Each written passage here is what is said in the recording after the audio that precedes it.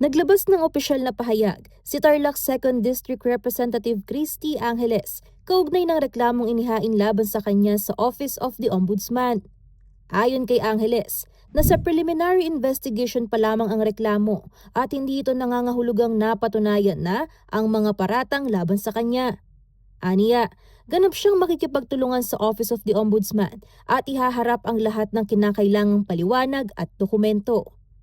Iginiit din ng kongresista na first-term representative lamang siya at ang mga flood control project na tinutukoy sa reklamo ay isinagawa bago pa siya mahalal sa pwesto.